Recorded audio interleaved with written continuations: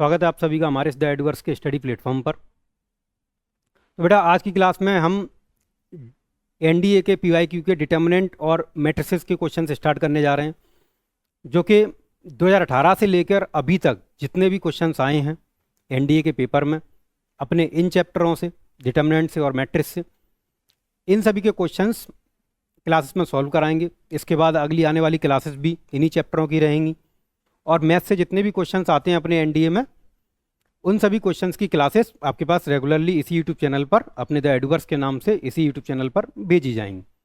ठीक है बेटा, तो अभी हम स्टार्ट करेंगे आज के क्वेश्चंस। तो आज मैं अपना पहला क्वेश्चन होगा इस क्वेश्चन में अपना पूछा गया है what is the inverse of the matrix, है ना। इनवर्स व्युत्क्रम बोलेंगे इसे हिंदी में, व्युत्क्रम या प्रतिलोम, जिसमें से हमारे पास एक मैट्रिक्स दी गई है cos theta, sine theta and zero, minus के sine, cos and zero, zero zero and one, ये अपने पास मैट्रिक्स है। और इस मैट्रिक्स को सॉल्व करके इसका इन्वर्स लाना है हमें। जनरली अगर हम सॉल्यूशन करते हैं, अगर हम जनरली इन्वर्स लेकर आते हैं तो इन्वर्स का तरीका अपना क्या रहता है, एडजॉइंट ऑफ ए अपॉन में मॉड ऑफ ए, जिसमें से मॉड ऑफ ए जो रहती है वो अपनी डिटर्मिनेंट की वैल्यू रहती है। मॉड ऑफ ए जो रहती है अपनी वो रहती है डिटर्मिनेंट की वैल्यू। इसी मैट्रिक्स को हम डिटर्मिनेंट में कन्वर्ट कर देते हैं। डिटर्मिनेंट में कन्वर्ट करने के बाद एक न्यूमेरिकल वैल्यू आ जाती है, वो रहती है डिटर्मिनेंट ऑफ ए की वैल्यू। इसके अलावा ये रहता है अपना adjoint of A, second job view. अगर हम इसको भी बनाएं एडजॉइंट ऑफ ए, हम इनवर्स को अगर इस तरीके से सॉल्व करते हैं, अगर हम इनवर्स को इस तरीके से सॉल्व करें तो ये काफ़ी लेंथी प्रोसेस हो जाएगी। अगर हम इस फॉर्मूले से सॉल्व करेंगे तो A inverse equal to adjoint of A upon में मॉड ऑफ ए से अगर हम सॉल्व करते हैं तो ये काफ़ी लेंथी प्रोसेस हो जाएगी।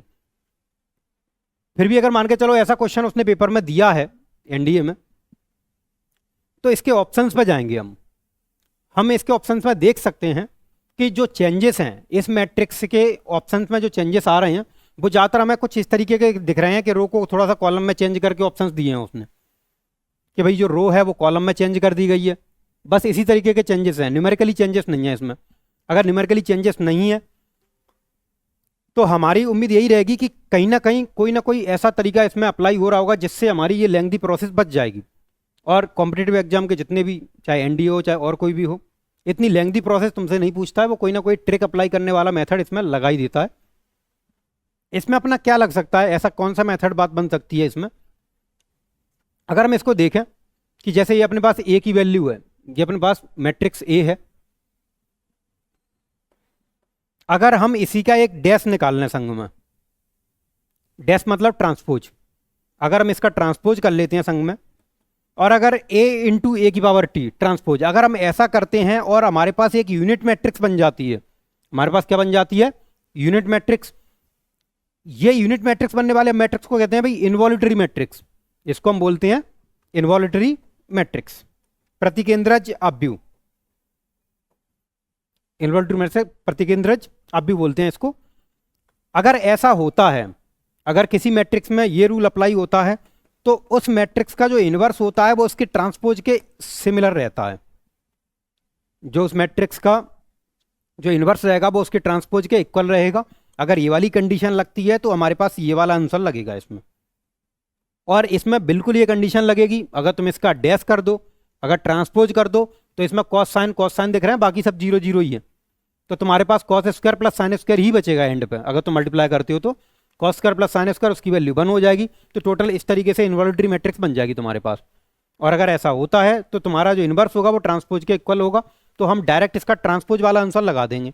हमें इसमें ट्रांसपोज वाला आंसर कौन सा दिख रहा होगा, अगर हमें देखें तो cos sine zero minus sine cos zero, ये वाली रो ये वाले कॉलम में चेंज, ये वाली रो ये वाले कॉलम में चेंज, तो ए ऑप्शन अपना दिख जाएगा अपन को। तो ये ऑप्शन इसमें एक ऐसा ऑप्शन हो जाएगा जो कि इसका ट्रांसपोज। ठीक है, तो मान के चलो कि अगर इनवर्स में कोई क्वेश्चन आता भी है तो लगभग ये वाली थ्योरी अप्लाई होने वाला क्वेश्चन बनेगा अगर पेपर में बनेगा तो। नहीं तो अगर वो तुमसे थोड़ा सा लेंथी प्रोसेस पूछेगा तो वो बहुत से बहुत 2x2 की मैट्रिक्स पूछेगा, बस 2x2 की मैट्रिक्स से बड़ी प्रोसेस नहीं पूछेगा। अगर तुम्हें जनरली सॉल्व करना है ए इनवर्स इस फॉर्मूले से तो वो 2x2 की मैट्रिक्स रखेगा, बस 3x3 की मैट्रिक्स इसमें नहीं रखेगा कि तुम्हें पूरा सॉल्व करना पड़े फिर सॉल्व करके आंसर लाना पड़े, उसमें टाइम ज़्यादा लग जाता है। ठीक है, तो ये वाला क्वेश्चन अपना इस तरीके से सॉल्व हो जाएगा। जितने भी हैं उन सब के मेथड जो अप्लाई हो रहे हैं और तरीके जो सॉल्व कराने वाले हैं वो सब लिखते चलें संग में। जितने भी तरीके हैं सॉल्व कराने वाले वो लिखते चलें और कोशिश करें कि एक बार थ्योरी अच्छे से पढ़ने के बाद पूरी उन क्वेश्चंस को जो लगाने का तरीका है, सॉल्यूशन का तरीका कुछ इस तरीके का रखें। जब हम 200-300 क्वेश्चन लगा लेंगे तो अपने आप हैबिट में आ जाएगा कि ये वाला क्वेश्चन इस तरीके से सॉल्व होता है। ठीक है, बिना प्रैक्टिस के हैबिट में नहीं आएगा, बिना प्रैक्टिस के तो हमें लेंथी प्रोसेस ही समझ में आएगी उसकी बस। ठीक है, अगला क्वेश्चन देखेंगे। अगला क्वेश्चन है, यदि ए अपने पास एक 2/3 की मैट्रिक्स है और ए भी एक 2/5 की मैट्रिक्स है तो बी की वैल्यू क्या होगी। देखो अगर ऐसा क्वेश्चन आता है पेपर में, ये बहुत सिंपल क्वेश्चन है। ए अगर 2/3 की मैट्रिक्स है, ठीक है, और ए भी बोल रहा है कि 2/5 बन जाएगा, ए भी कितना बन रहा है 2/5, तो अगर मैं ए इंटू बी करूंगा तो इसने ए का ऑर्डर तो हमें दे दिया है 2/3, ए का ऑर्डर तो 2/3 दे दिया है, तो मैं क्या लगता है बी का ऑर्डर क्या बनना चाहिए। ये कंपलसरी होता है कि तुम अगर ए और बी का मल्टीप्लाई करो तो इसके कॉलम और इसके रो सेम होने चाहिए, इसके कॉलम इसके रो सेम होना चाहिए, तभी हम उसका मल्टीप्लाई कर सकते हैं। तो इसके कॉलम इसके रो अगर सेम रखेंगे तो 3 रखना पड़ेगा, और संग में ए इंटू बी कितना आ रहा है 2/5, तो यहां पर कितना रखना पड़ेगा 5, क्योंकि जो ए इंटू बी बनता है अपना ए इंटू बी वो बनता है इसकी रो और इसके कॉलम, ए के रो और बी के कॉलम, इससे बनती है ए बी 2/5, तो ये बन जाएगी ए बी बन जाएगी 2/5। तो इसके लिए कंडीशन है इस ऑर्डर में कि अगर ए 2/3 की मैट्रिक्स है तो बी 3/5 की मैट्रिक्स होनी चाहिए। तो अगर बी 3/5 की मैट्रिक्स होगी तो बेटा ये वाला ऑप्शन लग जाएगा अपना। ठीक है, तो इस क्वेश्चन में पूछा गया था कि भाई ए अगर 2/5 की मैट्रिक्स है 2/3 की, तो ए इंटू बी दिया है पहले से 2/5, तो इसमें बी कितने ऑर्डर की मैट्रिक्स बनेगी, तो बी यहां पर बन जाएगी अपनी 3/5 की मैट्रिक्स। ठीक है, ये हो जाएगा अपना इसका आंसर। और ये कंडीशन है, ध्यान रहे संग में, ये कंडीशन ध्यान रखनी पड़ेगी हमेशा कि इसके कॉलम और इसकी रो मल्टीप्लाई जब भी तुम करोगे तो पहले वाले के कॉलम दूसरे वाले के रो सेम होने चाहिए, तभी मल्टीप्लाई हो पाएगा, नहीं तो ऑर्डर बिगड़ जाएगा, मल्टीप्लाई होगा ही नहीं। एक कॉलम में एक अक्षर अधूरा रह जाएगा, मल्टीप्लाई नहीं कर पाओगे तुम, अगर इसमें तुम चेंज करते हो तो। ठीक है, तो इसमें तुम चेंज नहीं कर सकते हो। ठीक है, तो इसके कॉलम इसके रो सेम होने चाहिए, ये वाले सेम सेम, और जो नई मैट्रिक्स बनेगी मल्टीप्लाई करने के बाद वो बनेगी इससे और इससे, पहले वाले के रो दूसरे वाले के कॉलम, इस तरीके। ठीक है ना, तो पेपर में तुम्हारे ये क्वेश्चन रहते हैं भाई, एनडी के पेपर में ऐसा नहीं होता कि बहुत हैवी क्वेश्चंस बन जाएं। ठीक है, अब देखो ये क्वेश्चन था, यही क्वेश्चन अगर अपने पास 12th में आता है तो 12th में यही क्वेश्चन बहुत लेंथी होता है सॉल्यूशन करने के मामले में, और 12th क्लास में ये 3/3 में भी दिए होते हैं, 3/3 की मैट्रिक्स में। ये लेकिन उसने क्या में पूछा है 2/2 की मैट्रिक्स में, ये क्या में पूछा है 2/2 की मैट्रिक्स में। तो जब भी अगर मान के चलो ऐसा क्वेश्चन अगर आता है पेपर में, इसमें भी कोई ना कोई मेथड अप्लाई होगा। देखो इसने क्या बोल के रखा है कि a² माइनस के ए माइनस i2 इक्वल टू क्या बन रहा है 0, ये बन रहा है। यहां पर अभी ये वाली वैल्यू गायब है, देखो k वाली वैल्यू, यहां पर कोई अक्षर आएगा, और वही चीज उसने पूछी है कि यहां पर कौन सा अक्षर आएगा। तो जब भी 2/2 की मैट्रिक्स हुई, जब भी क्या की मैट्रिक्स हुई 2/2 की मैट्रिक्स, अगर 2/2 की मैट्रिक्स होती है तो ये कन्फर्म है कि यहां पर जो आने वाला अक्षर होगा वो इन दोनों का ऐड होगा, जो डायगोनल रहेंगे ना, डायगोनल विकर्ण, उन डायगोनल के अक्षरों का सम रहेगा 1 + 3 = 4, ये है ना, डायगोनल के अक्षरों का सम रहेगा। अगर 2/2 की मैट्रिक्स आ रही है और इस ऐसा फॉर्मेट आ रहा है, ऐसा फॉर्मेट, तो ऐसे फॉर्मेट में ये वाली वैल्यू इन दोनों का सम यहां पर आता है k की जगह पर। और इसके अलावा यहां पर भी एक अक्षर आता है 2/2 की मैट्रिक्स में, अगर यहां पर अक्षर आता है तो यहां पर कौन सा अक्षर आएगा बेटा, यहां पर आएगा डिटर्मिनेंट ऑफ ए, यहां पर आएगा determinant of A, determinant of A, इसी को सॉल्व कर दो, 3 × 3 2 × 4, 3 - 4 = कितना होगा -1, ऐसे करके ये आंसर आ जाएगा यहां पर, इसके आगे वैल्यू जो आएगी वो। ठीक है, ये दोनों वैल्यू कंफर्म करके रखना है हमें। ठीक है, तो ये चीज हमें कंफर्म करके रखनी है इस मामले में, अगर ऐसा क्वेश्चन बनता है तो। ये भी 3/3 में नहीं बनाएगा पेपर में, वो 2/2 में ही रखेगा ज्यादातर।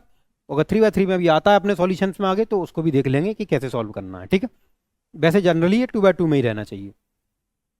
अगला क्वेश्चन देखेंगे अब। ठीक है, लिखते जाना बेटा इन सभी को। हाँ, ये क्वेश्चन है, इसमें एक मैट्रिक्स दी है, कॉस माइनस के थीटा, माइनस के साइन माइनस के थीटा, फिर माइनस के साइन माइनस के थीटा, और कॉस माइनस के थीटा। तो बेटा अगर ऐसा क्वेश्चन देखो, ये बहुत सिंपल क्वेश्चन है पहली बात तो, इसमें सिर्फ एडजॉइंट ऑफ ए पूछा है, बस सिर्फ एडजॉइंट पूछा है। एडजॉइंट में क्या करना होता है, रो को कॉलम में चेंज कर दो, बस तुम्हें कुछ नहीं करना, रो को कॉलम में चेंज करना है बस इसमें। बस थोड़ा सा इनका ध्यान रखना है, इसमें टिग्नोमेट्री मिक्स कर दी उसने। कॉस माइनस का थीटा मतलब फोर्थ क्वाड्रेंट, कॉस माइनस का थीटा मतलब फोर्थ क्वाड्रेंट, और फोर्थ क्वाड्रेंट में कॉस काय का होता है भाई, प्लस का। ये वाला भी कॉस काय का हो जाएगा, प्लस का।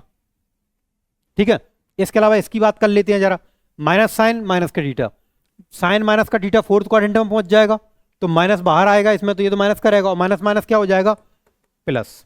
और ये भी same to same minus minus क्या हो जाएगा, प्लस। और अगर आप इसका एडजॉइंट निकालते हो तो इसका एडजॉइंट भी सेम ही आएगा, यही कॉस साइन, रो को कॉलम में चेंज करोगे तो सेम टू सेम आंसर आ जाएगा तुम्हारा, कॉस साइन और साइन कॉस, ये वाला। ठीक है, कॉस साइन और साइन कॉस, ये वाला अपना आंसर आ जाएगा इसमें। तो यहाँ पे क्या कर रहे हो तुम, कॉलम रो को कॉलम में चेंज कर रहे हो बस एडजॉइंट निकालने के लिए। ठीक है, तो ये काफ़ी सिंपल क्वेश्चन है, कह रहे इसका adjoint of A.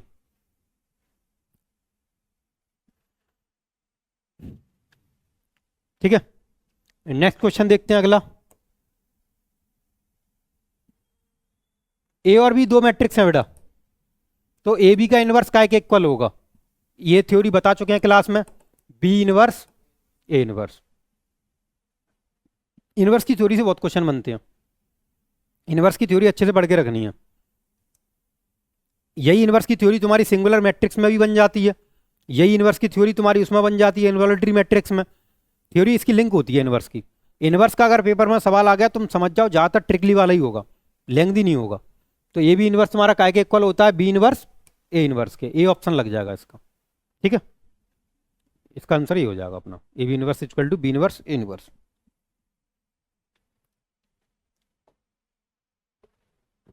Next question अगला देखो, अगर ये क्वेश्चन आ रहा है, इसमें क्वेश्चन में क्या दी गई है कंडीशन कि a प्लस बी प्लस सी की वैल्यू बेटा कितनी है, 0। तो इसने पूछा है कि भाई जो डिटर्मिनेंट है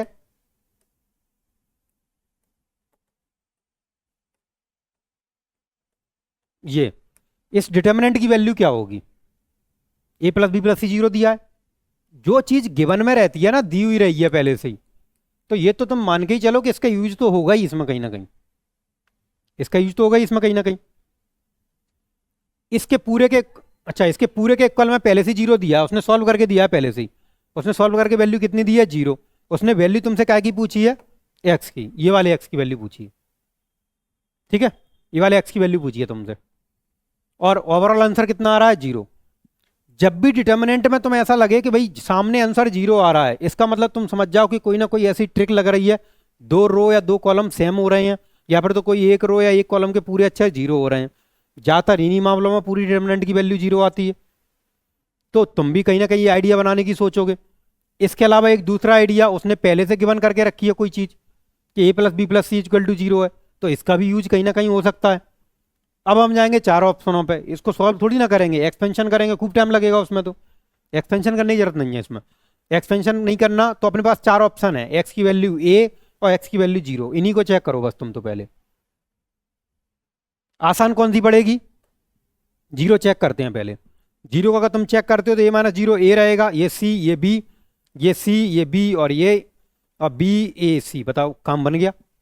तुम सबको इकट्ठा कर दो, ये पूरे इकट्ठे हो जाएंगे एक ही में, a प्लस बी प्लस सी, और ये भी हो जाएगा a प्लस बी प्लस सी, ये भी हो जाएगा a प्लस बी प्लस सी, बाकी के ये अपनी जगह पर बने रहने दो, ये हो गए।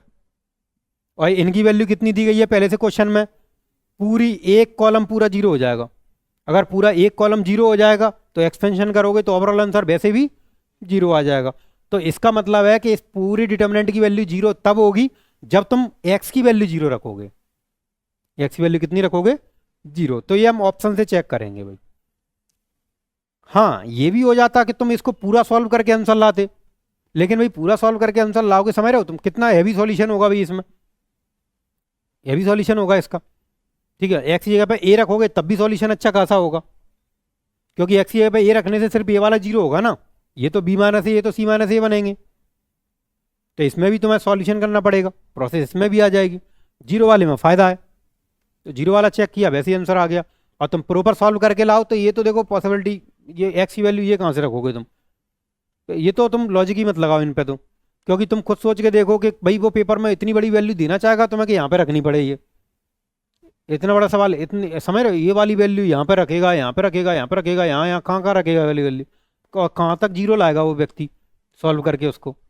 तो ये तो पॉसिबिलिटी नहीं है इन दोनों की तो। नहीं बेटा, इसको नहीं सॉल्व करना, इसको यहाँ पर रख के सॉल्व करना पड़ेगा। ये एक्स की वैल्यू है, ये एक्स की वैल्यू तुम यहाँ पर रखोगे, देखो यहाँ पे यहाँ पे यहाँ पे, कितना टफ हो जाएगा ये। और फिर कहाँ जीरो लाओगे तुम सॉल्व करोगे, इतना कठिन क्वेश्चन ये थोड़ी ना कि 10 क्वेश्चन का टाइम एक ही क्वेश्चन में, इतना कठिन तो क्वेश्चन बनाएंगे नहीं वो। तुम्हारे पास दो ही ऑप्शन ऐसे लगते हैं जो रीजनेबल हैं, ए और जीरो, बाकी के दोनों रीजनेबल नहीं है। ये बहुत टफ टफ ऑप्शन है ये वाले, है ना, मतलब नहीं निकलेगा उनका कोई। ए और जीरो में से फायदेमंद जीरो है, हमने जीरो रख के चेक कर लिया, अपना आंसर आ गया, तो हम ए की तरफ भी नहीं जाएंगे, ऐसा रहता है।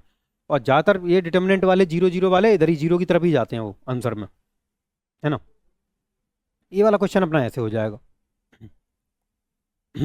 ये ध्यान रहे, हर एक मेथड में तुम ये चीज़ का ध्यान रखना कि अपन जो बोलते जा रहे हैं स्टेटमेंट्स, वो क्वेश्चन फिर उसी तरीके के क्वेश्चन को प्रायोरिटी देता है, लेंथी क्वेश्चन को प्रायोरिटी नहीं देता। वो ये सोचो कि तुम वो सॉल्यूशन को प्रायोरिटी दे, नहीं, कोई ना कोई तरीका लगता ही है उसमें। अगला क्वेश्चन देख लो, इनवर्स नहीं होना चाहिए ऐसा कुछ। तुम एक्स की ऐसी वैल्यू बताओ इस क्वेश्चन में कि तुम्हारा इनवर्स ना बन पाए, ये इनवर्स ना बन पाए, ऐसी वैल्यू बताओ। अब तुम जरा ऑप्शनों पे आओ जरा, 16 माइनस के 16, 8 एंड -8, 4 ऑप्शन है तुम्हारे पास। अब तुम खुद सोच के देखो, 16 दूनी 32 है ना, 16 2 या 32 यहाँ पे हो रहा है, और फिर तुम ये बीच में रख के देखो, यहाँ पे 8 चौक 32, ये भी हो रहे हैं तुम्हारे, है ना, 8 चौक कितने हो रहे हैं 32। ज्यादातर ऑप्शन तुम ऐसे करके रखोगे भी ना, जैसे मान के चलो अपने 16 रख के देखा, अपन ने क्या रख के देखा, 16 रख के देखा, तो 16 दूनी 32, फिर बीच में क्या का चिन्ह आता है, माइनस का, 8 चौक कितने होते हैं माइनस के 32, 32 32 कितने हो गए 64। इसको रखने से जीरो नहीं आया, इसको रख के देखते हैं भाई, माइनस के 16 दूनी माइनस के 32, फिर माइनस, फिर 8 चौक माइनस के 32, बताओ जीरो हो रहा है, ठीक है भाई। 8 दूनी 16 माइनस 8 चौक 32, क्या जीरो हो रहा है, नहीं। इसमें 8 दूनी 16 32, क्या जीरो हो रहा है, नहीं। 3 ऑप्शन ऐसे हैं जिनमें जीरो नहीं आ रहा, 3 ऑप्शन ऐसे हैं जिसमें जीरो नहीं आ रहा है, एक ऑप्शन ऐसा है जिसमें जीरो नहीं आ रहा, तो तुम आंसर तो मिल गया। अब इसका रीजन क्या रहेगा, ए इनवर्स का फॉर्मूला क्या रहता है, एडजॉइंट ऑफ ए अपॉन में मॉड ऑफ ए। अगर तुम डिटर्मिनेंट की वैल्यू जीरो कर दोगे तो ओवरऑल आंसर इनफिनिट हो जाएगा ना, फिर वो तो वैल्यू बनेगी नहीं। तो इसका मतलब है कि तुम्हें अगर किसी का इनवर्स चाहिए तो उसमें से डिटर्मिनेंट की वैल्यू जीरो नहीं होनी चाहिए। इनवर्स तभी तो बन पाएगा जब डिटर्मिनेंट की वैल्यू जीरो नहीं होगी, क्योंकि अगर डिटर्मिनेंट जीरो कर दिया तुमने, इसकी वैल्यू जीरो कर दी, तो समझ रहे हो डिवाइड कैसे दोगे, इनफिनिट हो जाएगा वो तो, इनवर्स की आंसर कहां से आएगा इनवर्स का।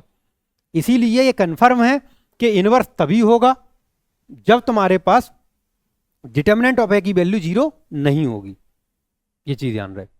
डिटर्मिनेंट ऑफ ए की वैल्यू अगर जीरो हुई तो उसका इनवर्स नहीं होगा, ये ध्यान रखना है इस वाले क्वेश्चन में। तो इसमें ऐसे 3 ऑप्शन है जिसमें जीरो नहीं बन रहा है, एक ऑप्शन जिसमें जीरो बन रहा है, तो जीरो वाले ऑप्शन में उसका इनवर्स नहीं बन पाएगा, ठीक है भाई। ये कहना भाई कह रहा है चीज तुमसे कि इनवर्स नहीं होना चाहिए, वो कह रहा है इनवर्स नहीं होना चाहिए, तो इसका मतलब है ऐसे करोगे इसको, ठीक है। तो कौन सा वाला ऑप्शन लग रहा है इसमें जीरो वाला, ये -16, इसमें तुम्हारा जीरो आ रहा है, ठीक है। तो ये अपन ऐसे बनाएंगे इसको। अगला क्वेश्चन देखते हैं, ये वाला। इक्वेशंस 2x + y - 3z = 5, बस सही लिखनी चाहिए, इसमें साफ देख नहीं रही इक्वेशन है ना। 5x - 3y - z = 16, ऐसे ही करके 9x - 2y + 2z = 5, ऐसे करके कुछ इक्वेशंस है। ये 9x का ये कंफर्म करना पड़ेगा कितना है ना, 3x ऐसा लग रहा है कुछ, है ना। ठीक है, 3x - 2y + 2z = 5।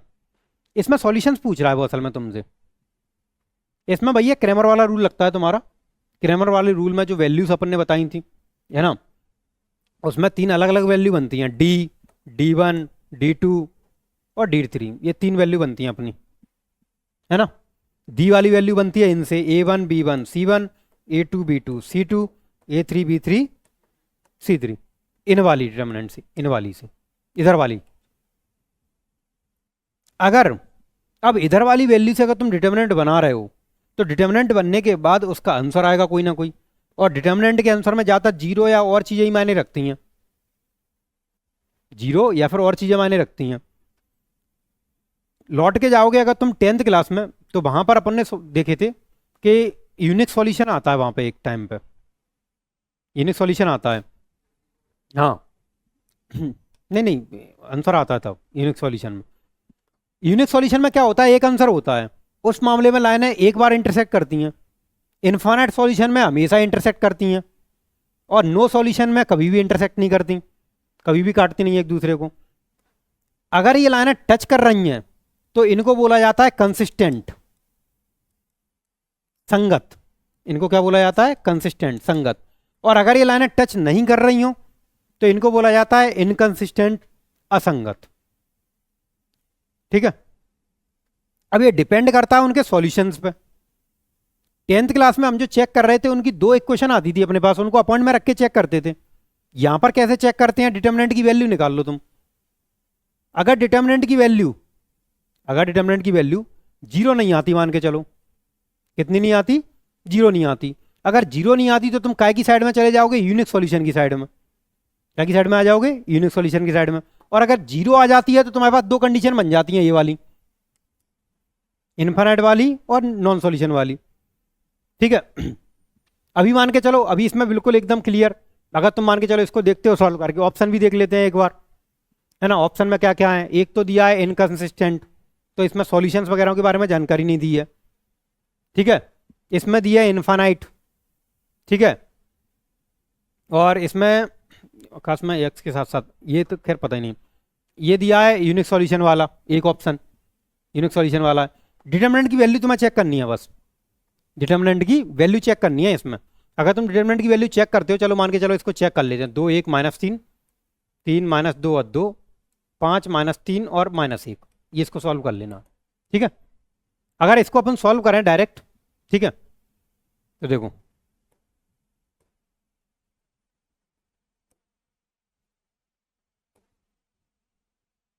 दो ये रहेगा, ये बंद, ठीक है, ये बंद हो जाएगा, ये बंद हो जाएगा। -1 का 2 -2 मल्टीप्लाई करोगे, प्लस का 2 आ जाएगा, फिर माइनस लगाओगे बीच में, इसका ऐसा मल्टीप्लाई करोगे, 3 2 6, और माइनस माइनस हो जाएगा प्लस।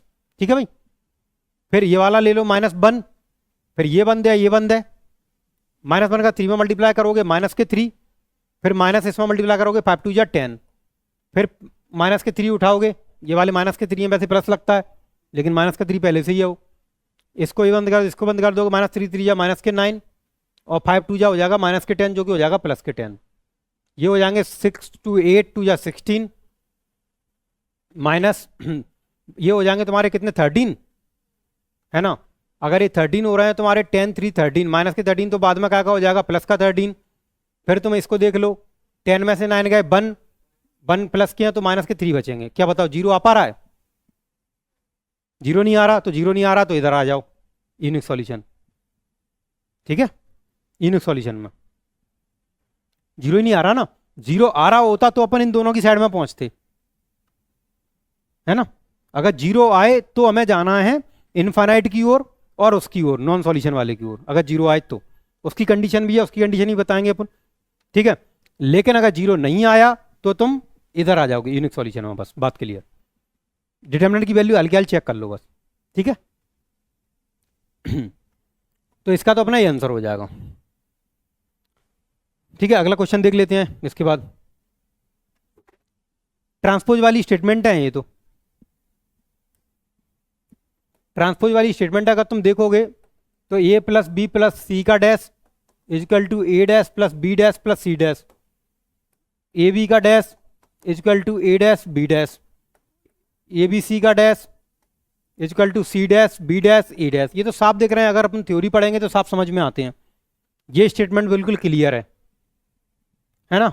ए प्लस बी का डैश अलग अलग डैश के इक्वल होता है, प्लस वाले मामले में भी होता है, माइनस वाले मामले में भी होता है। ये प्लस वाले में भी होता है, माइनस वाले में, दोनों में होता है। तो पहला स्टेटमेंट क्लियर हो गया। देखो, अगर तुम्हारा पहला स्टेटमेंट क्लियर हो गया तो ये ऑप्शन गायब कर दो, अब तुम्हारे पास ये ऑप्शन बचे 1 2 या 1 3 या 1 2 3। दूसरा स्टेटमेंट देख लेते हैं, गलत है। ए बी का डैश इक्वल टू होता है बी डैश ए डैश, ना कि ए डैश बी डैश। ठीक है, तो दूसरी स्टेटमेंट गलत हो गई। तीसरी स्टेटमेंट ठीक दिखाई दे रही है। उल्टा होता है ना, उल्टा क्रम चलता है। ए बी का अगर बी डैश ए डैश चल रहा है तो ए बी सी का dash C dash B dash A dash चलेगा। ये क्लियर, तो फर्स्ट एंड थर्ड इसमें क्लियर हो जाएगी। ये इसमें से तुमने देखे होंगे ज़्यादातर क्वेश्चन थ्योरी बेसिस पे हैं। अगर तुम थ्योरी अच्छे से क्लियर कर लो ट्रांसपोज वाले की और इनवर्स वाले की और टाइप्स ऑफ मैट्रिक्स वाले की, ये 3 थ्योरी क्लियर कर लो, 3 थ्योरी से तुम्हारे आंसर बन जाएंगे, है ना। टाइप्स ऑफ मैट्रिक्स पूरे लिख लो अच्छे से, इनवर्स वाले थ्योरी पूरी अच्छी कर लो कवर, और ट्रांसपोज वाली थ्योरी कर लो अच्छे से कवर। इन तीनों में से ज़्यादातर सॉल्व हो जाते हैं इसमें से क्वेश्चन। ठीक है ना, बस उनको उस टाइम पर संग में रखना है उन सब चीज़ों को। ठीक है, तो ये अपने अभी डिटर्मिनेंट और मैट्रिक्स के क्वेश्चन चालू हो गए हैं अपने। डिटर्मिनेंट मैट्रिक्स उतने ज़्यादा नहीं आते पेपर में। ठीक है, डिटर्मिनेंट मैट्रिक्स की अपने फिर भी ये मान के चलो 8 क्वेश्चन तो आ जाते हैं, 6 से 8 क्वेश्चन आ जाते हैं एक पेपर में। 6 से 8 क्वेश्चन, 6 से 8 क्वेश्चन एक पेपर में आ जाते हैं। इसी की क्लासेस अब चलती जाएंगी। ठीक है, अपनी क्लास में टेस्ट भी रहेंगे, इसके क्लास में अपने टेस्ट भी रहेंगे। टेस्ट के अलावा इसमें अपने लगातार इसकी क्लासेस भी आती रहेंगी, सॉल्यूशंस के तरीके आते रहेंगे। इसमें भी अपना आराम से 100 क्वेश्चन तो 80-100 क्वेश्चन तो इसमें कवर कर ही लेंगे। 80-100 क्वेश्चन यहाँ से, उतने में अपना काम फ्री हो जाएगा। 300-400 क्वेश्चन की प्रैक्टिस करो, ये वाले क्वेश्चंस करो, इतने में अपनी एक्यूरेसी आ जाएगी पेपर में। ठीक है, तो इन चीज़ों का ध्यान रखा जाए। बाकी का अपने यूट्यूब चैनल से जुड़े रहो और अपनी क्लासेस जो हैं अपनी आगे आने वाले क्वेश्चंस की वो भी लगातार देखते रहो। ठीक है।